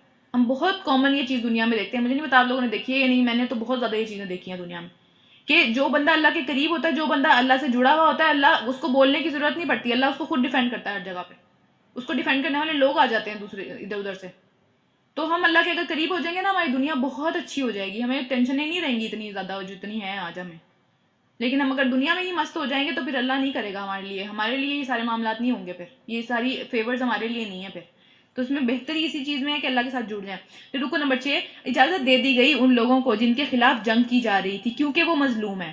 اچھا، اب یہاں پہ یہ پہلا حکم آ رہا ہے جہاد فی سبیل اللہ کا، ٹھیک ہے. اس کے بعد جو حکم آئے تھے وہ سورہ بقرہ میں ہم پہلے پڑھ چکے ہیں کہ بھئی اب جو ہے تمہیں جنگ لڑنی پڑے گی، اور پھر سورہ غزوہ بدر کا جو ایک حکم آ گیا کہ بس اب لڑو. تو پہلی غزوہ بدر سے پہلے ہی یہ پہلا حکم تھا جہاں پہ جو ہے وہ ایک اجازت دے دی گئی تھی کہ اب تم بدلہ لے سکتے ہو، کیونکہ مکہ میں بدلہ لینے کی اجازت نہیں تھی اللہ تعالیٰ کی طرف سے. اللہ تعالیٰ نے اپنے نبی کو یہی کہا تھا کہ بس جتنی بھی مصیبتیں آئیں، چاہے آری سے چیر دیا جائے درمیان سے، کچھ نہیں کہنا انہیں، ہاتھ باندھ لو اپنے، نہیں ان کو کچھ کہہ سکتے. لیکن کیونکہ وہاں پہ کمزور تھے نا، اتنے کم لوگ تھے، اگر وہی مدافعت کرنے لگتے ہیں انہوں نے تو سب نے اوپر چڑھ جانا تھا. تو اللہ تعالیٰ کی ایک حکمت بھی تھی، ظاہر ہے کتنی ساری حکمتیں ہوں گی اس کے اندر. لیکن بہرحال جب وہ مدینہ میں آ گئے، ایک سٹیبل انوائرمنٹ میں آ گئے، تب اللہ تعالیٰ نے یہ والی اجازت، پہلی اجازت ہے یہ جو کہ سورہ حج کے اندر آئی ہے. اور اس کے بعد سورہ بقرہ میں نے بتایا نا ساتھ ساتھ نازل ہو رہی تھیں دونوں صورتیں. تو سورہ بقرہ میں جو ہے اب جہاد کا حکم آ گیا کہ اب لڑنا ہی ہے جا کے. تو پھر وہ سارے 313 لوگ گئے اور وہ سارا معاملہ وہ ہم پڑھ چکے ہیں پہلے. اچھا، اس کے بعد ان لوگوں کو جن کے خلاف جنگ کی جا رہی ہے کیونکہ وہ مظلوم ہے. مظلوم کو یہ بات بھی یاد رکھیں، میں بہت دفعہ پہلے بھی کر چکی ہوں، مظلوم کو بدلہ لینے کا حق ہے. اللہ تعالیٰ نے اجازت دی ہے، بدلہ لیا جا سکتا ہے، جس کے اوپر ظلم کیا جائے وہ بدلہ لے سکتا ہے، ٹھیک ہے. تو پھر اور اللہ یقیناً ان کی مدد پر قادر ہے، اور اللہ تعالیٰ ہمیشہ مظلوم کی مدد کرتے بھی ہیں. یہ بھی ہم حدیث بھی پڑھیں گے اس کے بارے میں نا. اچھا، اس کے بعد یہاں پہ یہ بات ختم ہو گئی، یہ بات ابھی آگے چل کے پھر سے آئے گی. اور پھر یہ وہ لوگ ہیں جو کہ اپنے گھروں سے ناحق نکال دیے گئے صرف اس قصور پر کیونکہ وہ کہتے تھے کہ ہمارا رب اللہ ہے، ہم بتوں کو شریک نہیں کریں گے. اس وجہ سے انہوں نے ان کو گھروں سے نکال دیا.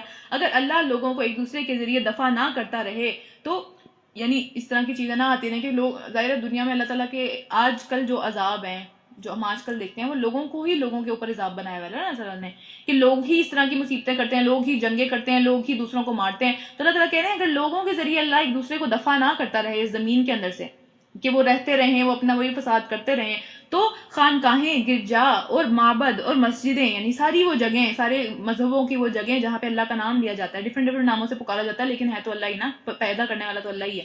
پھر جن میں اللہ کا نام کثرت سے لیا جاتا ہے سب ہی توڑ دی جاتی ہیں، سب ہی جو ہے وہ اس فساد کی زد میں آ جاتی ہیں جو لوگ کرتے ہیں آپس میں. تو اس لیے اللہ کی یہ مصلحت ہے، اللہ کا یہ رحم بھی ہے کہ اللہ اس طرح کے فسادیوں کو، اس طرح کے ظالموں کو دنیا سے لے جاتا ہے لوگوں کے ذریعے.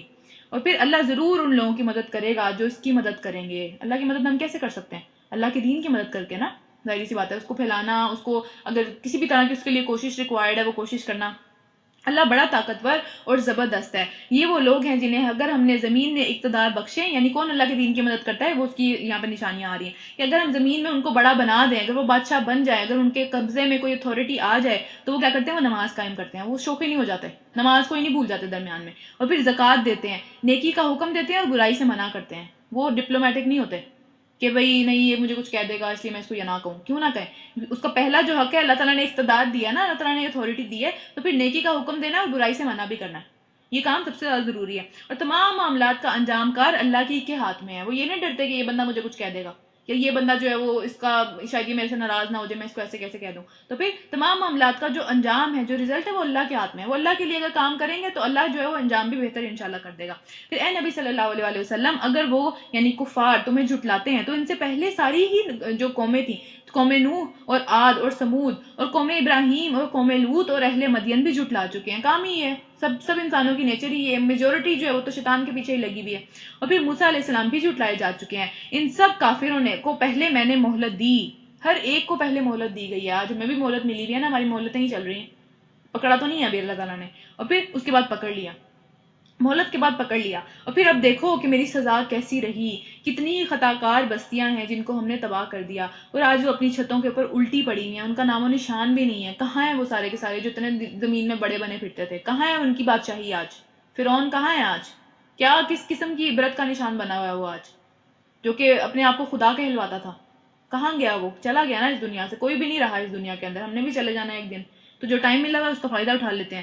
پھر کتنے ہی کنویں بیکار پڑے ہوئے ہیں جس کے اوپر وہ غرور کرتے تھے نا کہ ہمارا تو واٹر کا سسٹم بہت اچھا ہے، پانی تو میں نکالتا ہوں زمین کے اندر سے، بلڈنگز تو میں نے بنوائی ہیں یہ ساری کی ساری، تو کہاں ہے خدا تمہارا؟ خدا کو لے کے آؤ۔ تو وہ سارے بیکار رہ گئے۔ اور پھر کتنے ہی محل جس کے اوپر جو ہے وہ پلستر کیا گیا تھا وہ سارے ویران پڑے ہوئے ہیں، کہاں ہے وہ لوگ کہاں ہیں جو ان کے اوپر غرور کیا کرتے تھے؟ تو وہ غرور، وہ سارا کا سارا بڑا بننا، وہ اپنے آپ کو کچھ سمجھنا، وہ اللہ کو پیچھے کر دینا، کسی کام نہ آیا۔ یہ چیزیں یہی رہ جانی ہیں، ہماری بھی یہ چیزیں یہی رہ جانی ہیں جن کے اوپر ہم غرور کرتے ہیں۔ ہم نے اکیلے ہی اللہ کے سامنے کھڑے ہونا ہے، وہ بھی اکیلے ہی کھڑے ہوئے ہیں آج۔ تو پھر کیا یہ لوگ زمین میں چلتے پھرتے نہیں ہیں؟ انہوں نے دیکھا نہیں ہے کیا انجام ہوا؟ یعنی چلے ہم تو چلتے پھرتے اتنا نہیں ہے، ہم ایسی جگہوں پہ جا کے نہیں دیکھتے، لیکن ہم قرآن تو پڑھ رہے ہیں نا، ہمیں اس بات کا تو یقین ہے یہ چیزیں دنیا میں ہیں۔ پھر اس کے بعد کیا یہ چلتے پھرتے نہیں ہے کہ ان کے دل جو ہے وہ سمجھنے والے ہی نہیں ہیں، یا ان کے کان ہی نہیں سنتے؟ کیا بات ہے؟ پھر حقیقت یہ ہے، یہ والی آیت بڑی مشہور ہے، ہم اکثر سنتے ہیں کہ حقیقت یہ ہے کہ آنکھیں اندھی نہیں ہوتی بلکہ دل اندھے ہو جاتے ہیں جو کہ سینوں میں ہیں۔ دل اندھے ہو جاتے ہیں، آنکھوں سے تو سب دکھ رہا ہوتا ہے، دل پہچانتا ہی نہیں ہے بات کیا ہے۔ اور پھر یہ لوگ عذاب کے لیے جلدی مچا رہے ہیں۔ اللہ ہرگز اپنے وعدے کی خلاف ورزی نہیں کرے گا۔ اللہ کو جتنا مرضی بھی غصہ آیا اور لوگ جتنی مرضی جلدیاں مچا رہے ہوں، اللہ تعالیٰ اپنے وعدے کی خلاف ورزی نہیں کرتا۔ اللہ نے جو چیز جس طرح طے کر دی ہے وہ ویسے ہی ہوتی ہے، اس کا وہی وقت مقرر ہے۔ اور پھر مگر تیرے رب کے ہاں ایک دن تمہارے شمار، ایک دن کا تمہارے مطلب اللہ کے ہاں جو ایک دن ہے اس کا شمار ہمارے 1000 برس کے برابر ہوتا ہے۔ ہمارے 1000 برس گزرتے ہیں، اللہ کے ہاں ایک دن ہوتا ہے۔ تو اس لیے اس ٹائم کے آنے میں ابھی پتہ نہیں کتنا ٹائم ہے، ہمیں نہیں پتا۔ پھر کتنی ہی بستیاں ہیں جو ظالم تھیں، ہم نے ان کو پہلے مہلت دی پھر پکڑ لیا، اور سب کو واپس تو میرے ہی پاس آنا ہے۔ یعنی کتنا کیا جلدی ہے واپس آنے کی، آرام سے جو مہلت دی ہوئی ہے اس کو کام میں لے آنا چاہیے، اس میں جو ہے وہ عمل کر لینا چاہیے، اس میں جو ہے وہ محنت کر لینی چاہیے، تاکہ اللہ کے ہاں ایک عزت دار جو ہے وہ جگہ ہم پا سکیں۔ خدا نخواستہ اتنی بے عزتی اور وہ پانی والا معاملہ اور سر کے اوپر کھولتا ہوا پانی، خدا نخواستہ کتنی بری باتیں ہیں، وہ کون چاہے گا اس میں جانا۔ پھر رکو نمبر 7، اے نبی صلی اللہ علیہ وسلم کہہ دو کہ لوگوں میں تو تمہارے لیے صرف صاف صاف خبردار کر دینے والا ہوں، اس سے زیادہ میری کوئی کام نہیں ہے۔ میرا کام ہے میں یہ بتا دوں کہ یہ چیز ٹھیک نہیں ہے، یہ چیز ٹھیک ہے، بس اس کے علاوہ میرا کوئی کام نہیں ہے۔ لوگوں کو پکڑ پکڑ کے کوئی بھی دین کی طرف نہیں لے کے آ سکتا۔ پھر جو ایمان لائیں اور نیک عمل کریں گے ان کے لیے مغفرت ہے اور عزت کی روزی ہے، اور جو ہماری آیات کو نیچا دکھانے کی کوشش کریں گے وہ دوزخ کے ساتھی ہیں۔ آپس میں دنیا میں بھی وہ ایک دوسرے کا ساتھ دیتے ہیں نا اس کام کے اندر، نئی نئی دلیلیں، نئی نئی باتیں، نئی نئی ایک دوسرے کے اوپر تبصرے، نئی نئی سمجھ لیں دلاسے کہ کوئی بات نہیں، یہ چیز کرنی چاہیے، اب اس طریقے سے اس کو نقصان پہنچانا چاہیے۔ تو وہ دنیا کے بھی یار ہیں اور آخرت کے بھی یار ہیں اور دوزخ کے یار ہیں، اللہ معاف کرے۔ اور پھر اے نبی صلی اللہ علیہ وسلم تم سے پہلے ہم نے نہ کوئی ایسا رسول بھیجا ہے نہ کوئی نبی کہ جب اس نے کوئی تمنا کی تو شیطان نے اس کی جو تمنا تھی اس کے اندر وہ دخل اندازی کی شیطان نے۔ یعنی اب نبی کی تمنا کیا ہو سکتی ہے، نبی کی خواہش کیا ہو سکتی ہے؟ دنیا سے ریلیٹڈ تو خواہش نہیں ہوتی ان کی کوئی بھی، ان کی صرف ایک ہی خواہش ہوتی ہے کہ سب لوگ ایمان لے آئیں، کہ سب لوگ جو ہے وہ پہچان لیں کہ اللہ کا دین یہ ہے، اپنی آپ کو اپنی تباہی میں نہ ڈالیں نا، تو ان کی یہی ہمیشہ خواہش ہوتی رہی۔ لیکن شیطان اس کے اندر وسوسے کس طرح ڈالتا رہا ہے؟ شیطان اس طرح سے کہ مایوسی ڈالتا ہے شیطان دلوں کے اندر کہ نہیں ایسا نہیں ہو سکتا، یہ تو اتنا بڑا جو ہے وہ، یعنی یہ چیز شیطان جو ہے وہ نبیوں تک کو تنگ کرتا رہا ہے اس بات کے اندر۔ اللہ تعالیٰ نے کہا کہ تم سے پہلے کوئی ایسا نبی نہیں بھیجا جس کے ساتھ یہ معاملہ نہ ہوا ہو، تو ہر ایک کے ساتھ ہوا یہ معاملہ۔ شیطان مایوسی ڈالتا ہے، مایوسی اور اس طرح سے جو ہے وہ دل برا ہو جانا اور جو ہے وہ سستی آ جانا، یہ سب شیطان کی طرف سے ہے سارے معاملوں کے اندر۔ پھر اس طرح جو کچھ بھی شیطان حرکتیں کرتا ہے اللہ اس کو مٹا دیتا ہے، اللہ دلوں سے مٹا دیتا ہے، اللہ دلوں کو دوبارہ سے جو ہے وہ مضبوط کر دیتا ہے اور پھر اپنی آیات کو پختہ کر دیتا ہے۔ اللہ علیم بھی ہے، ہر چیز جانتا ہے اور حکیم بھی ہے، حکمت بھی ہے اس کے پاس کہ کس طرح کرنا چاہیے کوئی کام، اور وہ ایسا اس لیے ہونے دیتا ہے تاکہ شیطان کی ڈالی ہوئی خرابی کو فتنہ بنا دے۔ ایک ہی چیز، اس ایک ہی فتنے سے، ایک ہی آزمائش سے جو ہے وہ کئی لوگ جو ہے وہ ہدایت کا راستہ پا جاتے ہیں اور کئی لوگ اسی کی وجہ سے جو ہے وہ گمراہ ہو جاتے ہیں۔ ان لوگوں کے لیے جن کے دلوں کے اندر نفاق کا روگ لگا ہوا ہے، وہ اسی میں پھنس جاتے ہیں، وہ کہتے ہیں نہیں ایسا نہیں ہوگا، وہ اور دور اسی سے نکل جاتے ہیں۔ ایک ہی کسوٹی ہوتی ہے، ایک ہی ٹیسٹ ہوتا ہے جس کی وجہ سے ہر بندہ جو ہے وہ اس کے اوپر پرکھا جاتا ہے، تو وہی والا معاملہ ہے۔ اور پھر جن کے دل کھوٹے ہوتے ہیں، مطلب جن کے دل کھوٹے ہوتے ہیں انہی کے دلوں میں وہ ہوتا ہے نا معاملہ۔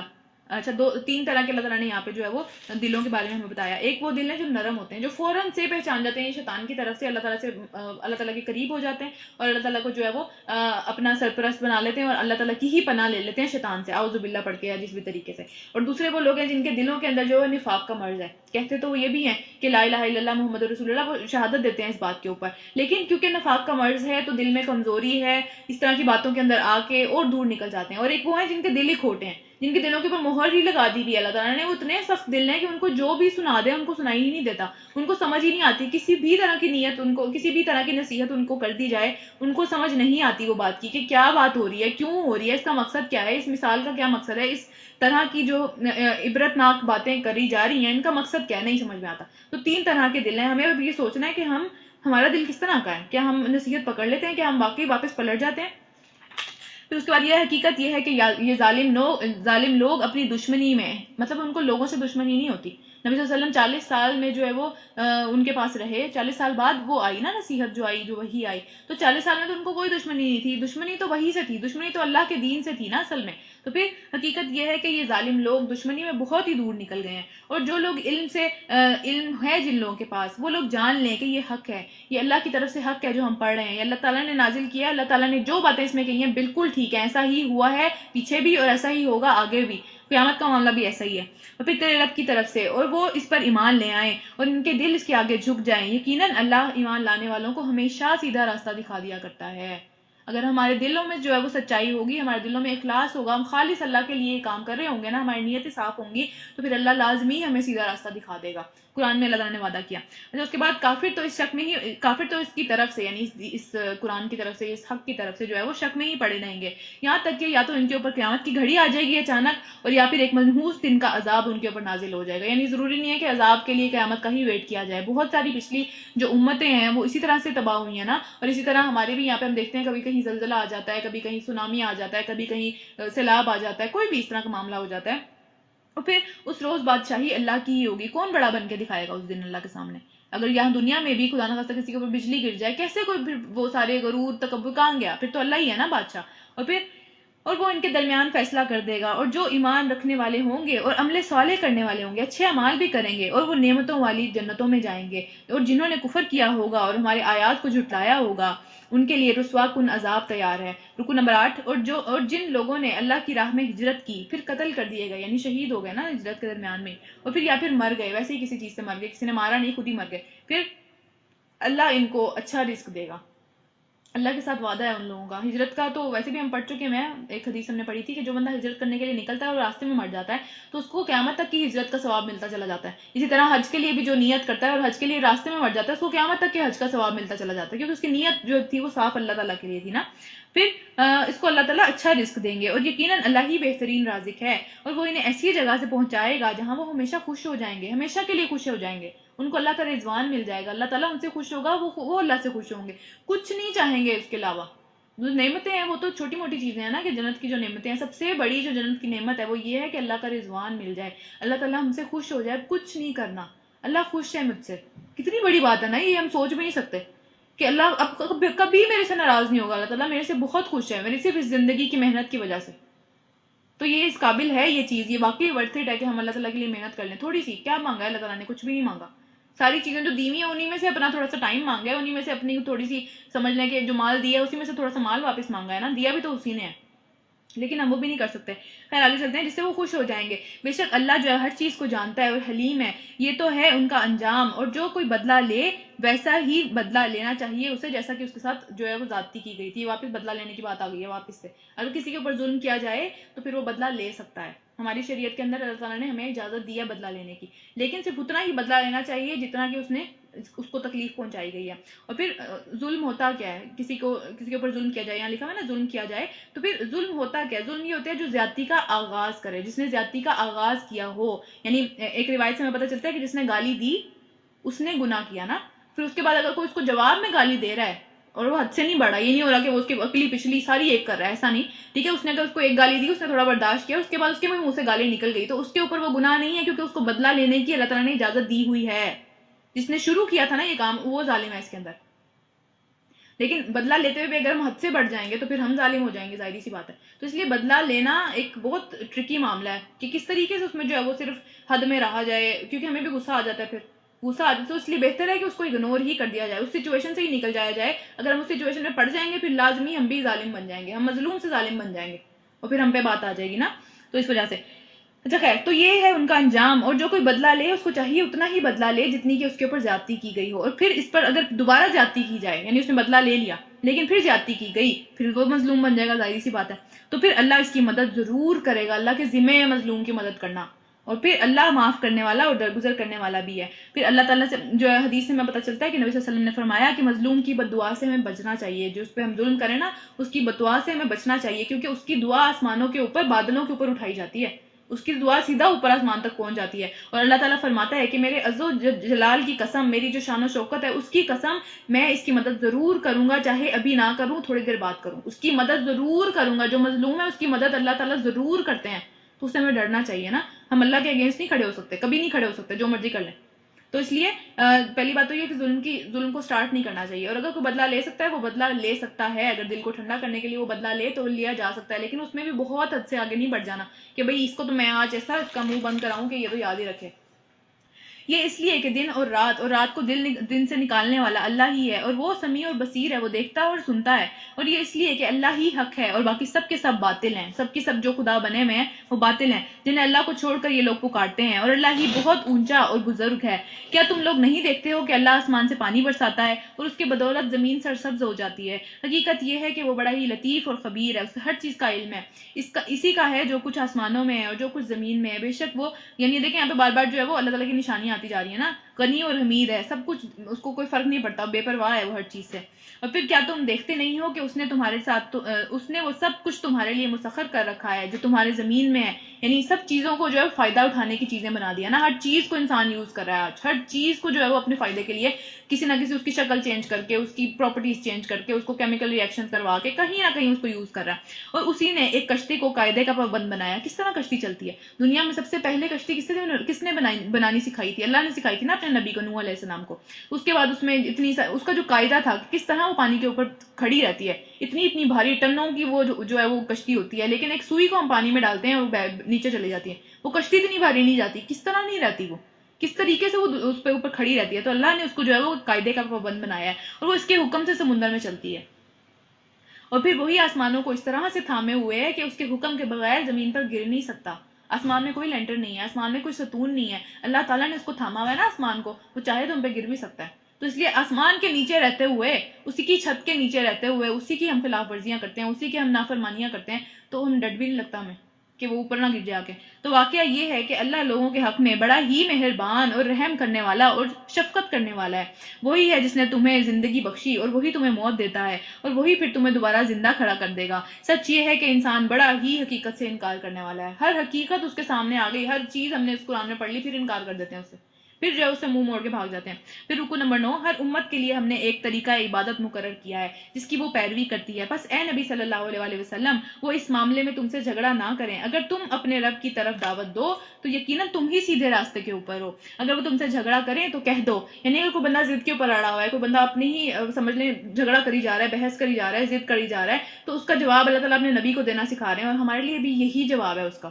ٹھیک ہے، کوئی بندہ بس اس کو بحث سے مطلب ہے کہ ہم کسی طرح سے اس بات کو لمبا کرتے رہیں، اور کوئی مسئلہ نہیں ہے، اس کا کوئی فائدہ نہیں ہے اس بات کو کرنے کا، اور نہ ہی اس نے ماننا ہے اینڈ پہ. تو پھر اس لیے بہتر کیا ہے اس کے لیے کہ اس کو سمپل یہ کہہ دیا جائے کہ جو کچھ تم کر رہے ہو اللہ کو خوب معلوم ہے. اللہ کو پتہ ہے کہ کیا کر رہے ہو تم، مجھے جو بحث کرنے کی ضرورت نہیں ہے. اللہ قیامت کے روز تمہارے درمیان ان سب باتوں کا فیصلہ کر دے گا جن میں تم اختلاف کرتے تھے، جس میں تم ضد لگا کے میرے پاس آ رہے ہو، جس میں تم جھگڑا کر رہے ہو، جس میں تم اڑے ہوئے ہو. وہ ساری باتوں کا تمہیں خود بھی پتہ ہے اور اللہ کو بھی پتہ ہے. تو اس لیے میں اس بارے میں بحث نہیں کروں گا تم سے. اور پھر کیا تم نہیں جانتے ہو کہ آسمان اور زمین کی ہر چیز اللہ کے علم میں ہے؟ سب کچھ ایک کتاب کے اندر درج ہے. اللہ کے لیے کچھ بھی مشکل نہیں ہے. یہ فیصلہ کرنا، اس کے لیے ثبوت لے کے آنا، اس کے لیے جو ہے وہ بندے کو بالکل اس چیز کے اوپر لے کے آ جانا کہ وہ خود سے مان لے کہ ہاں میں نے یہ غلطی کی، اللہ کے لیے مشکل نہیں ہے. یہ لوگ اللہ کو چھوڑ کر ان لوگوں کی عبادت کر رہے ہیں جن کے لیے نہ تو اس نے کوئی سند نازل کی ہے، نہ دلیل نازل کی ہے، اور یہ نہ خود اس بارے میں کوئی علم رکھتے ہیں. کوئی اس طرح کا سمجھ لیں دلیل نہیں ہے کسی کتاب کے اندر، کہیں بھی کوئی اس طرح کی بات کہ اللہ نے کسی کو اپنی خلقت کے اندر شریک کیا ہو، یا کوئی کسی کا اختیارات میں کوئی جو ہے وہ ہاتھ ہے. پھر ان ظالموں کے لیے کوئی مددگار نہیں ہے. اور جب ہم ان کو اپنی صاف صاف آیات سنائی جاتی ہیں تو تم دیکھتے ہو کہ جو انکار کرنے والے ہیں وہ ناگواری ان کے چہروں کے اوپر آ جاتی ہے کہ یہ کس طرح کی باتیں ہیں، یہ تو عجیب فضول بات ہے. اور پھر ایسا محسوس ہوتا ہے کہ ابھی وہ ان لوگوں کے اوپر جو ہے وہ لڑائی جھگڑا کے لیے ٹوٹ پڑیں گے جو کہ انہیں ہماری آیات سناتے ہیں. ان سے نفرت ہونے لگتی ہے ان لوگوں سے.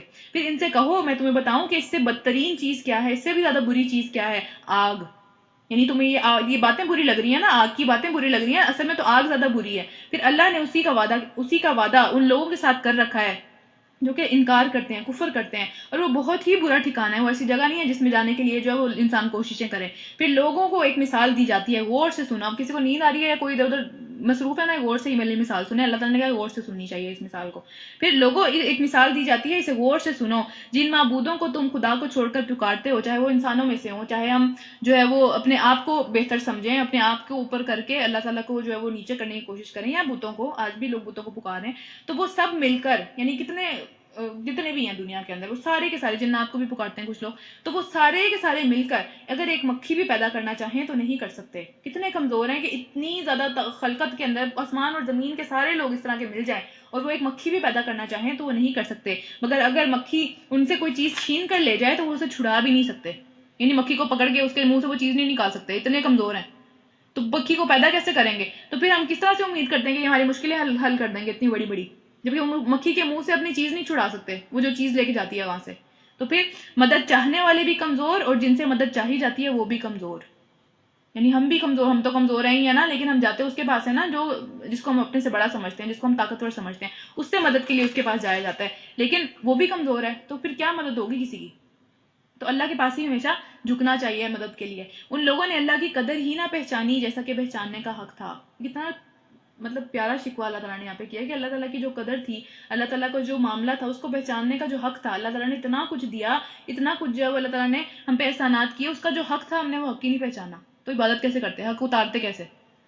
تو ہم نے وہ پہچانا ہی نہیں. پھر واقعہ یہ ہے کہ قوت اور عزت والا تو اللہ ہی ہے، اللہ کے آگے ہی جھکنا چاہیے، اللہ سے ہی مدد طلب کرنی چاہیے. مدد وہی دیتا ہے ہمیشہ سب کو، ٹھیک ہے؟ تو جب بھی چاہتا ہے وہ دعاؤں کو قبول کرتا ہے نا. ہم بڑا غرور میں آ جاتے ہیں کہ میں نے بچوں کو اس قابل بنایا، میں نے یہ کام کیا، میں نے اس فلاں چیز نے یہ کام کیا، یا جو بھی اسپیشلی بچوں کے معاملے میں. تو پھر اپنے آپ کو کیوں نہیں اس قابل بنا لیا پہلے؟ پھر اپنی وہ ساری، بعض اوقات اس طرح ہوتا ہے نا کہ بچوں کے ذریعے سے بہت رزق آتا ہے گھر کے اندر. ہو سکتا ہے کہ اس طریقے وہ والے جو حالات تھے وہ پہلے نہ ہوں، لیکن بچوں کے بعد وہ حالات اچھے ہونے شروع ہو جاتے ہیں. تو پھر انسان بڑا ہی غرور میں پڑ جاتا ہے کہ جی ہم نے بچوں کو اس قابل بنایا، میں نے اتنی محنت کی، اور یہ وہ. تو اپنے آپ کو کیوں نہیں کر لیا اس قابل پھر؟ تو اللہ کا احسان ہے نا، یہ تو اللہ کا احسان نہیں ہم مانتے. ہم یا تو اپنے آپ کو اوپر کر لیتے ہیں، یا پھر ہم کہتے ہیں کہ میں نے اتنی محنت کی، یا پھر اس فلاں بندے نے اتنی محنت کی، یا اس ڈاکٹر کا یہ کمال ہے. ٹھیک ہے، ان کے بھی کمال ہوں گے، لیکن اس سے پہلے اللہ کے آگے جھکنا چاہیے. اللہ نہ چاہتا وہ چیز کوئی نہیں کر سکتا تھا اس دنیا کے اندر. تو اللہ کا حق ہم نے پہچانا ہی نہیں جیسے اس کا حق پہچاننے کا حق تھا. پھر حقیقت یہ ہے کہ اللہ اپنے فرمان کو، یعنی اپنے سارے کے سارے حکم جو اس کے ہوتے ہیں، جو پورے اس نے کروانے ہوتے ہیں، ملائکہ میں سے یعنی فرشتوں میں سے بھی جو ہے وہ پیغمبری کرنے والے منتخب کر لیتا ہے. یعنی حضرت جبرائیل جو تھے وہ وہی لے کے آتے تھے نا، تو وہ پیغمبری کرتے تھے. اور انسانوں میں سے بھی اس طرح کے جو اللہ تعالیٰ نے پیغمبر اٹھائے، جو نبی اٹھائے، وہ بھی اللہ تعالیٰ نے منتخب کیے ہوئے تھے اپنے کاموں کے لیے. اور پھر وہ سمیع بھی ہے، وہ دیکھتا بھی ہے، سنتا بھی ہے، اور بصیر بھی ہے. اور جو کچھ لوگوں کے سامنے ہے وہ اسے بھی جانتا ہے، اور جو کچھ ان سے اوجھل ہے، ہمارے ارد گرد فرشتے ہماری حفاظت کر رہے ہیں، ہمیں نظر نہیں آتے، لیکن اس کو تو پتہ ہے کہ فرشتے حفاظت کر رہے ہیں. ہمارے آگے پیچھے دائیں بائیں 4 فرشتے ہوتے ہیں جو ہماری حفاظت کر رہے ہوتے ہیں. ہمیں تو کبھی نظر نہیں آتے، وہ ہمارے ارد گرد جنات ہوتے ہیں، ہمیں کبھی نظر نہیں آتے، لیکن اللہ کو پتہ ہے ان کا، اور وہ اس سے بھی واقف ہے. اور سارے معاملات اسی کی طرف رجوع ہوتے ہیں، ہر معاملہ اس کو وہ ہر معاملے کو دیکھتا ہے. ہمارے پاس 10-15 کام آ جائے نا، ہماری تو برا حال ہو جاتا ہے، کوئی حال ہی نہیں رہتا، نہ اپنی ہوش رہتی ہے، نہ اپنے گھر کی ہوش رہتی ہے. لیکن اللہ ہر چیز کو دیکھتا چلا جا رہا ہے اور اتنی خوبصورتی سے انجام بھی دیتا چلا جا رہا ہے. عبداللہ بن مسعود فرماتے ہیں کہ بے شک جب اللہ نے بندوں کے دلوں پر نظر فرمائی تو قلب محمد صلی اللہ علیہ وسلم، یعنی ان کے دل کو جو ہے اللہ تعالیٰ نے سب سے بہترین پایا. ان کا دل بہت خوبصورت تھا، تو اللہ تعالیٰ نے ان کو اپنے کام کے لیے منتخب کر لیا. اور پھر اس کے بعد جب دوبارہ نظر فرمائی تو پھر ان میں جو ہے وہ جو نبی صلی اللہ علیہ وسلم کے صحابہ تھے، ان کو جو ہے وہ ان کے دلوں کو بہت بہترین پایا نا. تو ان کو اپنے نبی کی، اپنے پیغمبر کی سمجھ لیں اس کے ساتھ جو ہے وہ کام کرنے کے لیے ان کے ساتھیوں کے طور پر، ان کے وزیروں کے طور پر منتخب کر لیا. تو ہم اگر چاہتے ہیں اللہ کے قریب ہونا تو اپنے دل کو صاف کرنے کی ضرورت ہے. تو اللہ تعالیٰ ہم سے بھی کوئی نہ کوئی کام کرا لے گا انشاءاللہ تعالیٰ. اس کے بعد آگے چلتے ہیں. اے لوگوں جو ایمان لائے ہو، رکوع اور سجدہ کرو. یہ دوسرا سجدہ آ رہا ہے یہاں پہ نا، اسی صورت کے اندر 2 سجدے ہیں. پھر رکوع اور سجدہ کرو، اپنے رب کی بندگی کرو اور نیک کام کرو. اسی سے توقع کی جا سکتی ہے کہ تم کو کامیابی نصیب ہوگی، دنیا کی بھی اور آخرت کی بھی. دنیا میں بھی کامیابی صرف تبھی مل سکتی ہے جب جو ہے وہ ایک لانگ ٹرم کامیابی تبھی مل سکتی ہے جب ہم اللہ کے آگے جھکے ہوئے ہوں گے. کیونکہ اللہ پھر انسان کو، جو اللہ کے آگے جھکا ہوا انسان ہوتا ہے، اللہ تعالیٰ اس کو دنیا میں اوپر کر دیتا ہے، وہ اونچا ہو جاتا ہے. اور پھر اللہ جو ہے اللہ کی راہ میں جہاد کرو جیسے کہ جہاد کرنے کا حق ہے، یعنی اوپر سے نہیں، جہاد جو جد و جہد کو کہتے ہیں، لڑائی کو قتال کہتے ہیں، پہلے بھی بہت دفعہ بتا چکی ہوں، جو جنگ کرنا ہوتا ہے اس کو قتال کہا جاتا ہے، جہاد جد و جہد ہے، وہ ہم قلم سے بھی کر سکتے ہیں، وہ ہم زبان سے بھی کر سکتے ہیں، وہ ہم کسی بھی طریقے سے کر سکتے ہیں، علم حاصل کر کے، علم کو پھیلا کے، اللہ کی راہ میں جو ہے وہ مال لگا کے، کسی بھی طریقے سے جہاد ہو سکتا ہے، جد و جہد کسی بھی طرح ہو سکتی ہے، ہم اپنی اولاد کو ہی سکھا رہے ہیں، وہ بھی جد و جہد کا حصہ ہے، وہ بھی جہاد کا حصہ ہے، ٹھیک ہے؟ تو اللہ تعالیٰ کی راہ میں جہاد کرو، جیسے کہ جہاد کرنے کا حق ہے، اوپر اوپر سے نہیں، اچھی نیت سے، اللہ تعالیٰ کے لیے ہی وہ کام کیا جائے، چاہے رزلٹ نکل رہا ہو چاہے نہ نکل رہا ہو، کیونکہ رزلٹ اللہ تعالیٰ کے اختیار میں ہے نا، ہمارے اختیار میں تو صرف جد و جہد ہی ہے۔